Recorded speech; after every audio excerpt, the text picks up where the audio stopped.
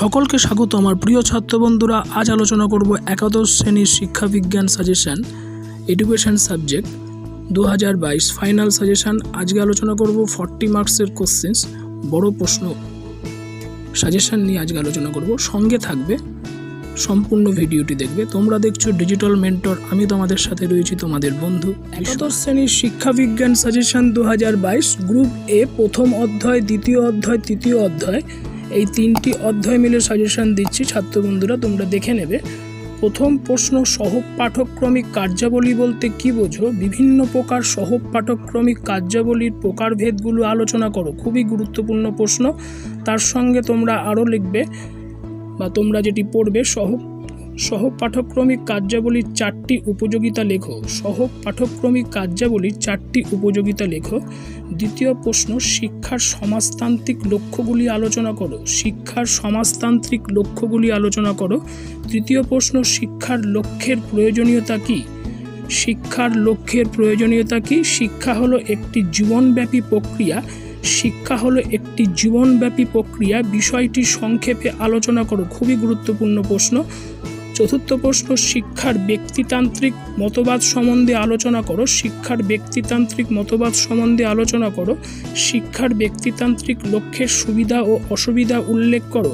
পঞ্চম প্রশ্ন, প্রথা বহির্ভূত বা নিয়ম বহির্ভূত শিক্ষা বলতে কি বোঝো? নিয়ম বহির্ভূত শিক্ষার বৈশিষ্ট্যগুলি আলোচনা। প্রথম অধ্যায়, দ্বিতীয় অধ্যায়, তৃতীয় অধ্যায় 6 নম্বর প্রশ্ন সাজেশন, অনিয়ন্ত্রিত শিক্ষা বলতে কি বোঝো? অনিয়ন্ত্রিত শিক্ষার বিভিন্ন মাধ্যমগুলি কি কি? এরই সঙ্গে তোমরা তৈরি করবে এই শিক্ষার মাধ্যম হিসাবে পরিবারের ভূমিকা আলোচনা করো। অনিয়ন্ত্রিত শিক্ষার মাধ্যম হিসাবে পরিবারের ভূমিকা আলোচনা করো। সপ্তম প্রশ্ন, পাঠ্যক্রম কি?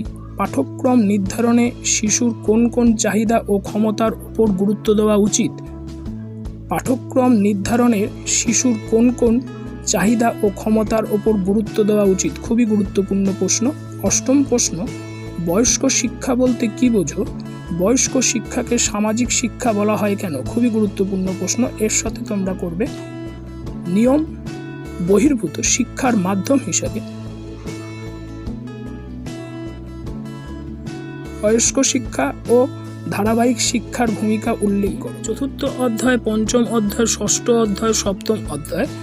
প্রথম প্রশ্ন, আধুনিক শিক্ষার নানা দিক দিয়ে মনোবিদ্যার ওপর নির্ভরশীলতা ব্যাখ্যা আলোচনা করো। আধুনিক শিক্ষার নানা দিক দিয়ে মনোবিদ্যার ওপর নির্ভরশীলতা ব্যাখ্যা অথবা আলোচনা করো।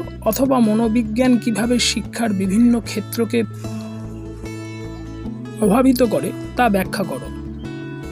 দ্বিতীয় প্রশ্ন, গ্রুপ বি এর, প্রত্যক্ষণ কাকে বলে? শিক্ষাক্ষেত্রে প্রত্যক্ষণের গুরুত্ব আলোচনা করো। খুবই গুরুত্বপূর্ণ প্রশ্ন। তৃতীয় প্রশ্ন, বাল্যকাল কোন সময়কালকে বোঝায়? বাল্যকালের 2টি করে শারীরিক, মানসিক ও সামাজিক চাহিদা উল্লেখ করো। খুবই গুরুত্বপূর্ণ প্রশ্ন। চতুর্থ প্রশ্ন, শৈশব বলতে কি বোঝো? শৈশবের বিকাশমূলক বৈশিষ্ট্যগুলি আলোচনা করো। শৈশবের বিকাশমূলক বৈশিষ্ট্যগুলি আলোচনা করো। খুবই গুরুত্বপূর্ণ প্রশ্ন, তোমরা ভালো করে তৈরি করবে। পঞ্চম প্রশ্ন, বিকাশ কাকে বলে? এই প্রক্রিয়ার বৈশিষ্ট্যগুলি কি কি? বৃদ্ধি ও বিকাশ প্রক্রিয়ার মধ্যে সম্পর্ক নির্ণয় করো। বৃদ্ধি ও বিকাশ প্রক্রিয়ার মধ্যে সম্পর্ক নির্ণয় করো। ষষ্ঠ প্রশ্ন, ধারণা কাকে বলে? শিক্ষাক্ষেত্রে ধারণার গুরুত্ব আলোচনা করো। খুবই গুরুত্বপূর্ণ প্রশ্ন।